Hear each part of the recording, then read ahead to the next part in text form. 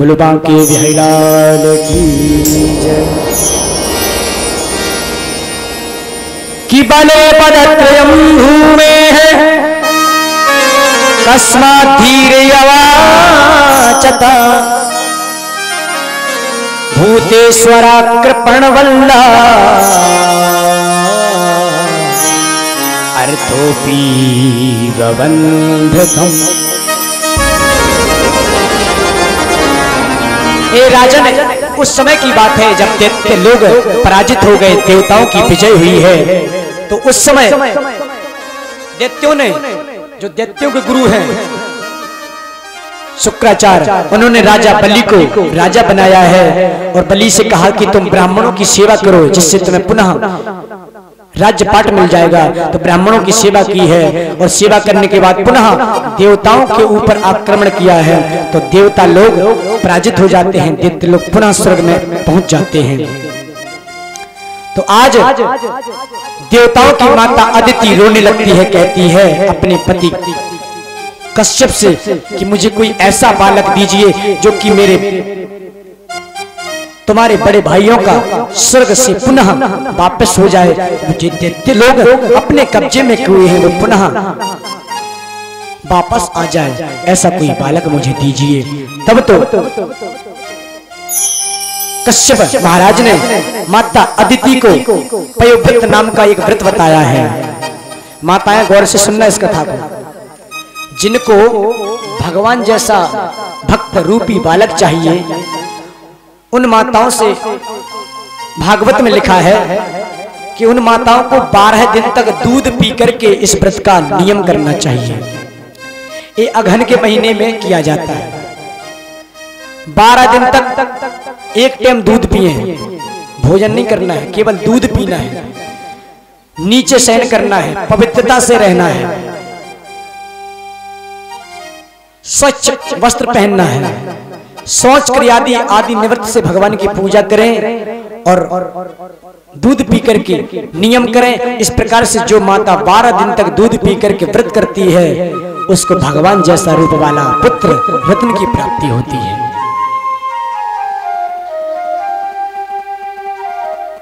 आज सुखदेव जी महाराज कहते हैं, राजन, माता अदिति ने पयोव्रत नाम का व्रत किया है और भगवान की स्तुति की है कि नमस्तुभ्यं भगवते पुरुषाय महीयसे सर्वभूत निवासाय वासुदेवाय साक्षिणे। जो माता इस पयोव्रत को करे, उस माता को ये मंत्र बोलना चाहिए, इस मंत्र का जाप करना चाहिए। कौन सा है? कि नमस्तुभ्यं भगवते पुरुषाय महीयसे सर्वभूत निवासाय वासुदेवाय साक्षिणे। नमस्तुभ्यं भगवते, हे भगवत, हे वासुदेव नंदन, आपको मैं प्रणाम करती हूँ। आप पुरुष हैं, परम पुरुष परमात्मा हैं, सभी भूतों के, सभी प्राणियों के हृदय में निवास करते हैं। मैं आपसे विनती करती हूं कि आप अपने ही समान, जिस प्रकार से यशोदा मैया के घर में आप आए थे, उसी प्रकार मेरे घर में आप आ जाएं। ऐसी जो मां प्रार्थना करती है, पूजा करती है, पाठ करती है, उसको ये बालक मिलता है। तो आज अदिति मैया प्रार्थना करती है, स्तुति करती है। महाराज भगवान प्रसन्न हो जाते हैं, वरदान देने के लिए आते हैं। कहते हैं, मां वरदान मांगो। तब अदिति ने कहा कि बेटा, तू मेरे घर में बालक के रूप में जन्म ले ले। भगवान ने कहा, मैं तो ये चाहता ही हूं, क्योंकि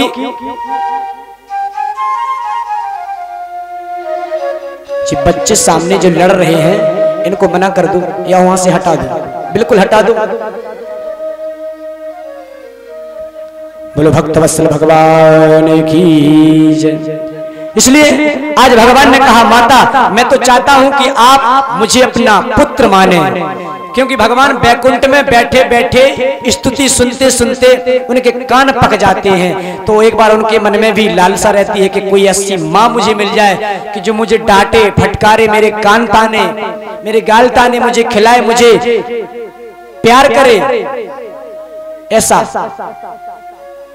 मुझे बनना पड़े। तो आज कहते हैं लग गया मौका। वो माता अदिति से कहा, माँ चिंता मत करो, कालांतर में हम तुम्हारे ही बालक बन करके आएंगे। और आज सुखदेव जी महाराज कहते हैं राजन समय बना है, और आज भगवान ने भाद्रपद के महीने में, शुक्ल पक्ष था, भादों का महीना था, द्वादशी तिथि थी, श्रवण नक्षत्र था, और दिन के ठीक 12 बजे भगवान ने माता अदिति के गर्भ से जन्म लिया है, जिसको हम और आप कहते हैं विजया द्वादशी ही।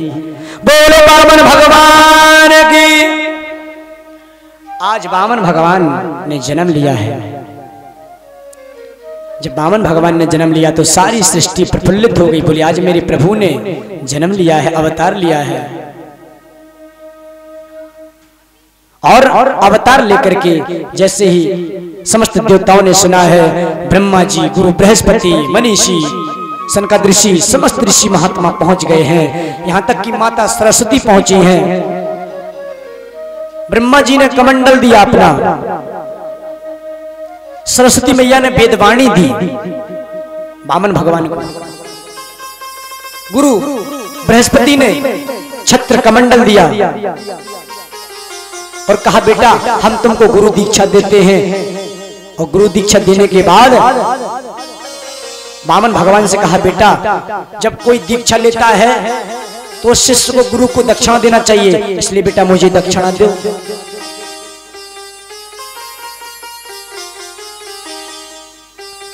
ठीक है गुरु जी क्या चाहिए?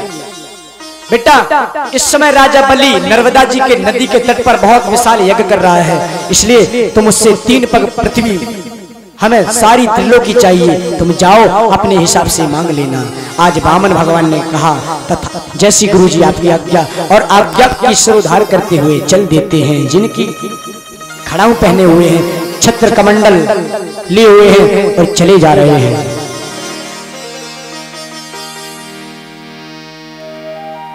कि स्वागतम ते नमस्तुभ्यं ब्रह्मन् किं करवामुते ब्रह्मर्षीणां तपा साक्षात् मन्ये त्वार्य वपुर्धरम्। जैसे पहुंचे नर्मदा जी के तट पर तो आज राजा बलि ने स्वागत किया है, बोले आइए ब्राह्मण देवता। जैसे हमारे साथ पंडित जी है ना, इतने ही से थे पंडित जी, 12 अंगुल के। और हम बच्चों से निवेदन करेंगे बेटा ज्यादा शैतानी मत किया करो, नहीं तो अगर पंडित जी को अपना बचपना याद आ गया तो फिर वो शैतानी करने लगेंगे तो तुम्हारी शैतानी का फीकी पड़ जाएगी। इसलिए शैतानी मत करना है ना, शांति से कथा सुनना। अभी बहुत कुछ प्रसाद में मिलेगा आपको, टॉफी मिलेगी, चॉकलेट दी जाएंगी, खिलौने भी हैं, सारी व्यवस्था है, लेकिन कथा शांति से सुनिए। अगर शांति से ना सुन के हल्ला गुल्ला किया और हमारे पंडित जी को अपनी शैतानी याद आ गई तो बेटा तुम्हारे पीछे हो जाओगे उनसे, इसलिए शांति से कथा सुनिए। आज सुखदेव जी महाराज वर्णन करते हैं, राजन श्रवण करो। स्वागत करने लगे और कहा कि आपका स्वागत है, आइए ब्राह्मण देवता, आपको क्या चाहिए? आप जो मांगेंगे सो मैं दूंगा। वामन भगवान ने कहा हमें कुछ ना चाहिए। नहीं नहीं कुछ मांगो तो, क्योंकि बिना हमारे घर में संत महात्मा कोई आ जाए खाली हाथ लौट जाए ऐसा तो हो नहीं सकता, मांगो जो मांगना हो। तब वामन भगवान फिर भी कुछ ना बोले। अरे वामन भगवान आप चिंता ना करो, यदि आपके पास जमीन ना हो तो हम बघेरा में बहुत बड़े बड़े मकान खेत डले हैं, एक खेत तुम्हारे लिए एक सुंदर मकान बनवा देंगे, और तुम्हें अगर शादी की इच्छा हो तो शादी भी करा देंगे, सारी व्यवस्थाएं करा देंगे। वामन भगवान बोले राजा बलि से अच्छा ऐसा भी हो जाएगा? बोले हाँ। बोले हम कितने से हैं? बोले 52 अंगुल के। तो फिर बोले बहू कितनी सी होगी? बोले छोटी हो जाएगी। अच्छा, बोले फिर बाद में क्या होगा? बोले बाद में बच्चे होंगे। इसके बाद? बोले इसके बाद वो रोएंगे, कहेंगे पापा पैसा दो। बोले अच्छा, हम पैसे देंगे। और बाद में अगर कोई गड़बड़ी हो गई, देवी जी फिर सटाई भी करती है अपने पतिदेव की, ये भी सभी जानते हैं। तो बोले ऐसा काम हम क्यों करें जिसमें जिंदगी नश्वर हो जाए? मुझे नहीं चाहिए कुछ। यदि देना चाहते हो तो सुनो कि पदानी त्रीणि देतेन्द्र सम्मितानि पदा मम तस्मात् तत्तो महीमीश वृष्णेहं वरदर्शभा। हमें यदि देना चाहते हो तो केवल 3 पग पृथ्वी, और वो भी हम अपने पैर से नापेंगे। यदि देना चाहते हो तो दे दो। बलि हंसने लगा, बोले अरे महाराज, जितनी तुम्हारी छोटी बुद्धि, जितने से छोटे तुम उतनी छोटी बुद्धि, इसलिए और कुछ मांग लो। बोले नहीं।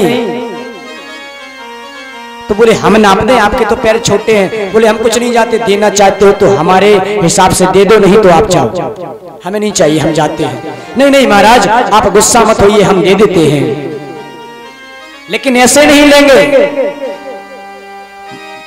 भैया अभी यहीं रख दो, वहीं रख दो, अभी वहीं नीचे रख दो, हम आपको बता देंगे, जब लगेगा तब बता देंगे आपको।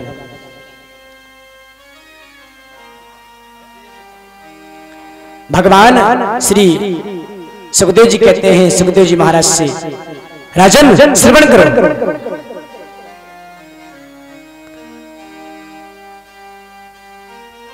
वामन भगवान ने जब 3 पग पृथ्वी के लिए कहा और कहा कि संकल्प बिना नहीं लेंगे, तो बलि ने कहा ठीक है संकल्प ले लेते हैं। और जब संकल्प की बात आई तो उनके गुरु शुक्राचार्य बगल में खड़े हुए थे। उन्होंने विचार किया, एक छोटा सा ब्राह्मण बालक, इसके पास इतनी बुद्धि कहां से आ गई? हो ना हो एक कोई माया तो नहीं है। तो ध्यान लगाया तो क्या देखते हैं कि तो विष्णु है साक्षात, 4 हाथ वाले। आज शिष्य बलि को गुरु शुक्राचार्य रोक देते हैं, कहते अरे बेटा बलि, ये क्या कर रहा है तू? यदि तू इसको 3 पग पृथ्वी का संकल्प दे देगा तो तेरे पास कुछ नहीं बचेगा। ये कोई साधारण बालक नहीं है, स्वयं साक्षात हरि है। कि ऐसे बेरोचने साक्षात भगवान विष्णुरात्मया कश्यपादितिर्जातो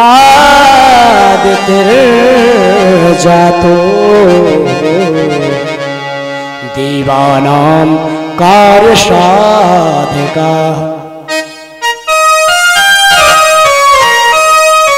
ये देवताओं का काम साधने के लिए बन के रूप में आया है, ये बहरूपिया है। तो वामन भगवान ने विचार किया कि तुम हमको जान गए।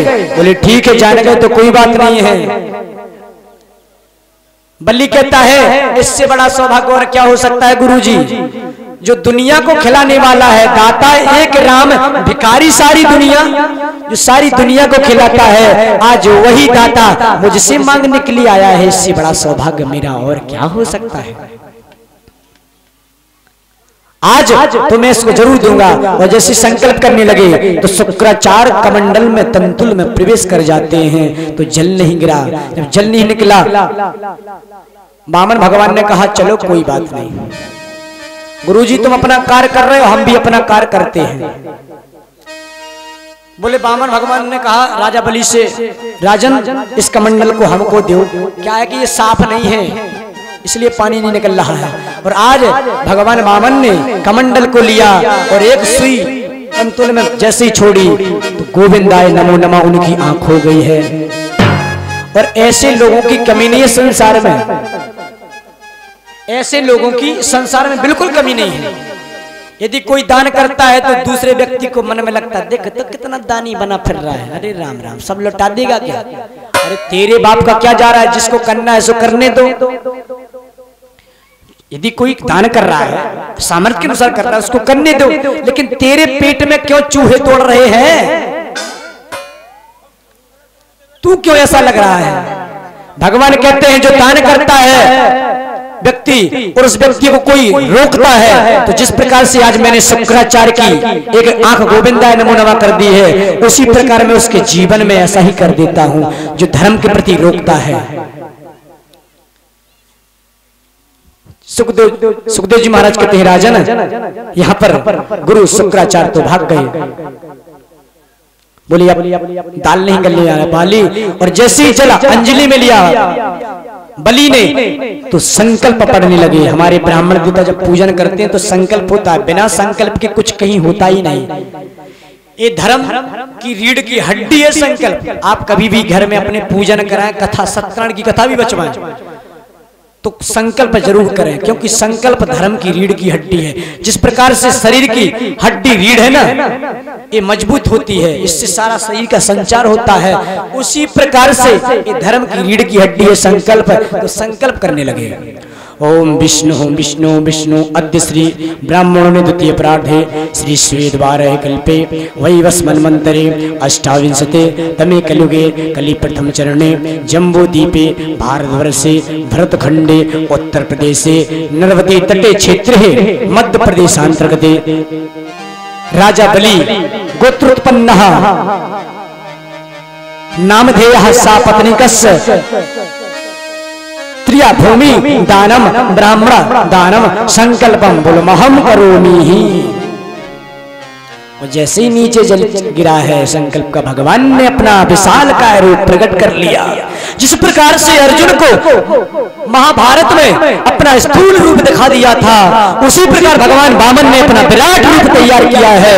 एक पैर से भू भुआ स्वाहा जाना तपा सत्य, दूसरे से अतल वितल सुतल तलातल रसातल पाताल लोक, तीनों लोगों को नाप लिया है, तीनों लोगों को नापा है। अब जब दूसरे पैर से अब जब तीसरा पैर बचा तो वामन भगवान कहते हैं, बलि राजन एक पैर अभी शेष है और तेरा सब कुछ नाप लिया, अब क्या देना चाहता है? तो बलि ने कहा, प्रभु क्षमा करें, भगवान से बहस करने वाले इस संसार में 3 भक्त हुए हैं, काली बाली और बलि। बलि की कथा आप सुन नहीं रहे हैं।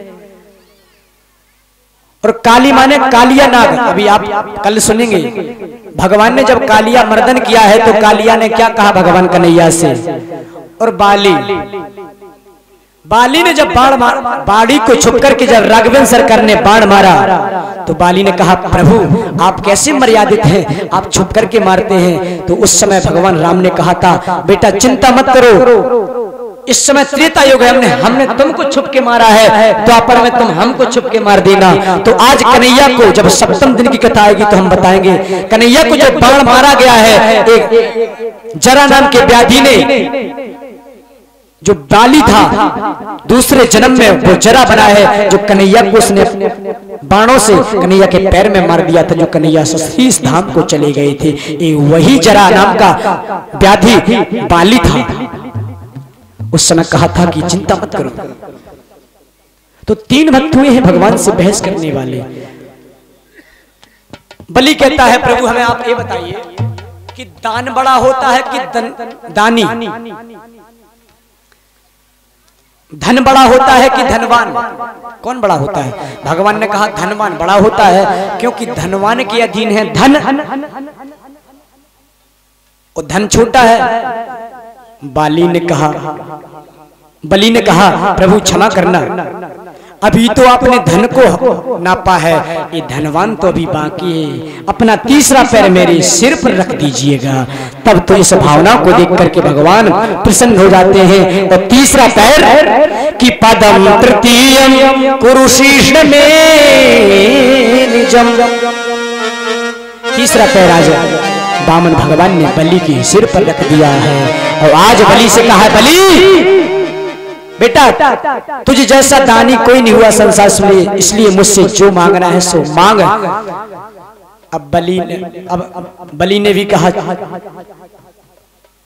कि भगवान आप हमको ठगने आए थे, ये ठग विद्या थी आपकी जो हमें ठगने के लिए आए थे, लेकिन हम आपको ठग लेंगे।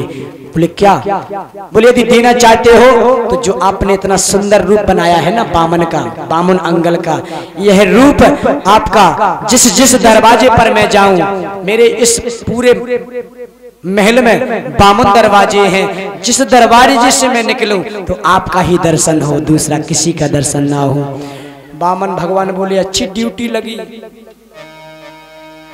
बलि जहां जाता, जिस दरवाजे से निकलता, भगवान को दर्शन देना पड़ता। 1 महीना हो गया, 2 महीना, 5 महीना, 6 महीना, 1 साल। नारद जी पहुंच गए लक्ष्मी जी के पास। माता जी प्रणाम। लक्ष्मी जी ने कहा बेटा नारद खुश रहो, क्या बात है। नारद जी किसी के घर में जाए तो समझ लो